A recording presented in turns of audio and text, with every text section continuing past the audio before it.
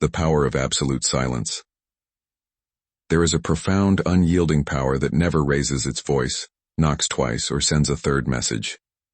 True authority does not stand outside a closed door explaining why it deserves to be let in.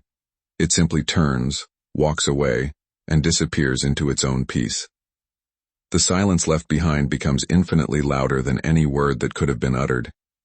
You have felt this power slipping through your fingers the exact moment you decided to send that one extra text, or when you began a defensive sentence with, "I just want you to understand."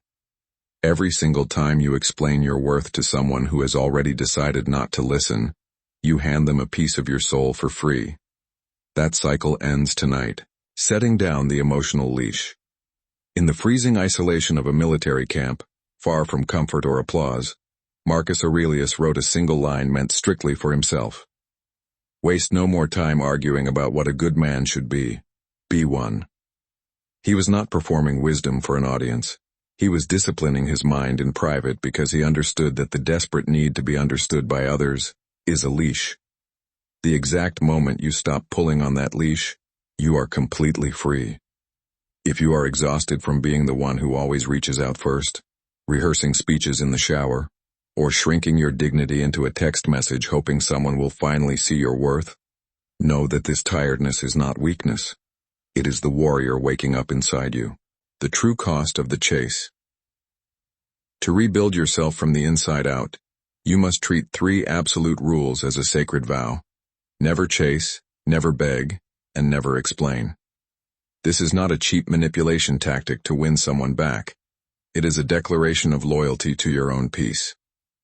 Epictetus, who spent his early life in literal chains as a slave before becoming one of Rome's greatest minds, divided the entire universe into 2 clear columns: what you control and what you do not.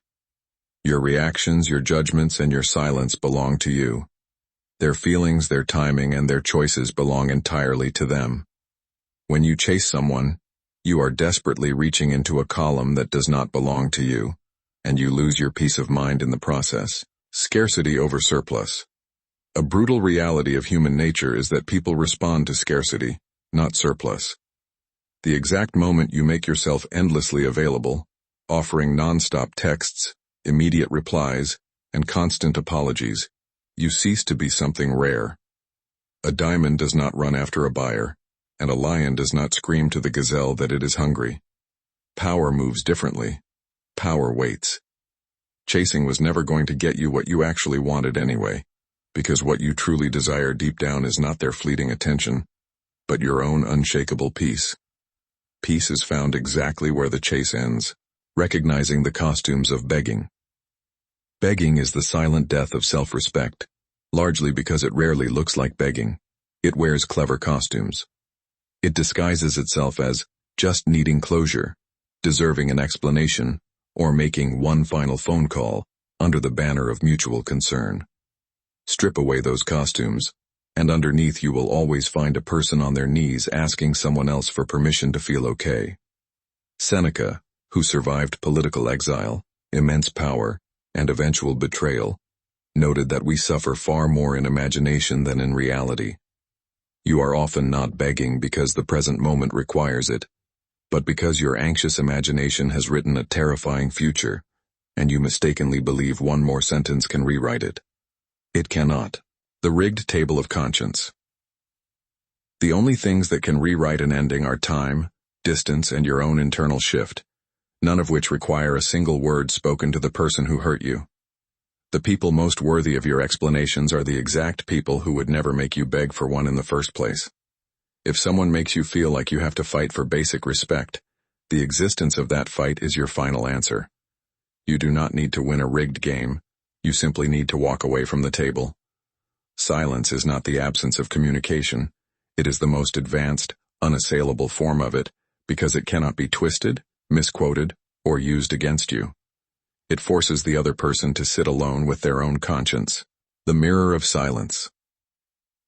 When you go completely silent on someone who fully expected noise, tears, or a dramatic fight, you hand them something they are entirely unprepared to receive. A mirror. Confrontation gives them defensive ammunition to argue back. but silence gives them absolutely nothing except their own reflections. It forces them to examine what they did, because you are no longer performing the emotional labor of reacting for them. This is why silence terrifies toxic dynamics, far more than arguments ever could. Why spend your limited hours on Earth trying to edit a portrait someone else painted with a brush dipped in their own bitterness? Explanation only holds value for a cup that is upright. You cannot pour water into a cup that has been turned upside down. Observation over participation. When you completely withdraw your emotional contribution from a relationship, you create a quiet laboratory where you can practice observation over participation. Marcus Aurelius constantly reminded himself to look at things exactly as they are, stripped of the comforting or painful stories his mind wanted to attach to them. Applied to your life, this means watching what a person does when you give them absolutely nothing to react to.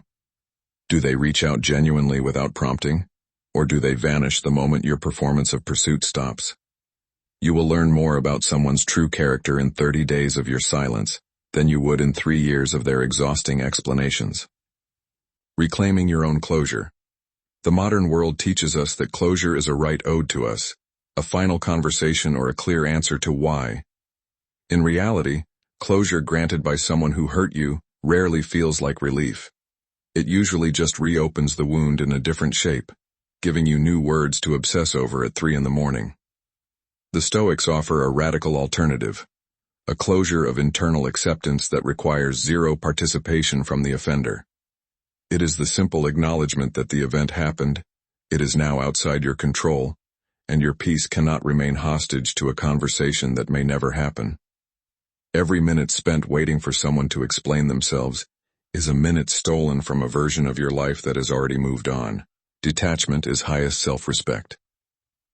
Many people stay trapped in painful cycles because they fear that detachment makes them cold, heartless, or implies they didn't care enough to fight. This fear is a lie born from possessiveness. Real love does not require constant proximity to prove its depth. You can love someone fully and still walk away from a dynamic that costs you your dignity.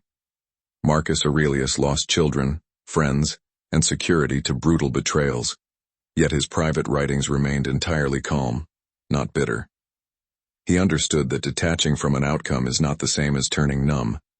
It is caring enough about your own soul to refuse to drag it through the mud over and over expecting a different result. The mathematics of withheld reactions. There is a powerful psychological mathematics to self-control. Every single time you feel the urgent impulse to respond, defend, or chase, and choose to hold your position instead, you make a massive discipline deposit into your own internal bank. The ancient Stoics called the compounding result of these deposits apatheia, not a state of lazy apathy, but a total, magnificent freedom from being violently jerked around by every passing emotional impulse. They built this muscle through small daily denials because they knew that the capacity for self-command, once cultivated, is the only thing that preserves your dignity when your life is being tested the most. Handling the inevitable rebranding. The exact moment you step into your healing and implement this silence, the world will very likely rebrand your peace as coldness, pride, or arrogance. The people who are most upset by your new silence are almost always the ones who benefited the most from your old noise. Your frantic chasing fed their ego, provided a sense of control, and guaranteed that no matter how poorly they treated you, you would still be there begging for validation. When you remove that guarantee, you are not being cruel, you are simply closing shop. The discomfort they experience from losing access to you is their own burden to carry, not your responsibility to soothe. The protecting nature of silence. Silence is the only language on earth that cannot be misquoted. Think of every conflict that escalated because your words were taken out of context, repeated in a distorted tone, or screenshotted to make you look small. Words are slippery and easily weaponized by people determined to cast you as the villain. Silence, however, contains no syllables to twist, and leaves absolutely no material for anyone to use against you later. Marcus Aurelius, ruling an empire crawling with political opportunists eager to misrepresent his actions, knew that the wisest response to manipulation was often no response at all. Let them construct their frantic narratives in empty air. The truth survives on its own time. Setting boundless internal forgiveness. You do not need to forgive out loud or have a grand sit-down meeting to be entirely free of emotional weight. Your liberation is never dependent on someone else becoming aware of the pain they caused you. You can release the burden of what they did in total, unannounced silence, governed entirely by your own readiness. This internal shift is the deepest form of Stoic silence, because it isn't a passive-aggressive punishment directed outward. It is a boundary drawn inward toward your own peace, requiring no audience to be complete. Practice this pause consistently, and it will eventually shift from a difficult daily struggle into your automatic human instinct. The eloquence of absence. There are people who are fundamentally unreachable by words, no matter how patiently or beautifully you deliver them. They are wired to only register a loss once it has completely occurred, valuing a presence only after it has been fully withdrawn. For these individuals, your total absence is the only language fluent enough to be understood. You do not need to announce your departure, write a dramatic farewell paragraph, or stage a grand exit. The most powerful historic shifts are quiet. You simply stop being available, step out of the frame, and let your absence speak for itself without your narration. Confronting the somatic residue. True transformation is never purely a mental exercise of willpower. Your body remembers what your mind tries to forgive too quickly. Zeno of Citium taught that virtue involves the alignment of the whole self, and you will notice the physical residue of old habits in the tightness of your chest, or the automatic movement of your hand toward your phone. The Stoics called the work of clearing this physical residue ascesis, deliberate training. When your nervous system screams at you to chase or explain, do not meet that impulse with shame. Recognize it as an old physical wound aching before a storm. Breathe directly through the discomfort, and let it pass without obeying it. Dissecting betrayal from self-worth. A devastating lie of the mind after a betrayal is that the act itself was a definitive verdict on your personal worth. That if you had just been smarter, better, or more patient, it wouldn't have happened. Epictetus sharply corrected this. It is never external events that disturb us, but our internal judgments about those events. The betrayal belongs entirely to the past, but the meaning you assign to it belongs to you. Someone's capacity to deceive you was never a metric of your value. It was an exposure of the limits of their character. You did not cause their dishonesty. You simply happened to be standing nearby when their true nature finally revealed itself. The scalpel over the wall. In a modern era engineered heavily against reflection, where apps and notifications demand instant reactions, choosing silence makes you an outlier. Scarcity inherently creates immense psychological value.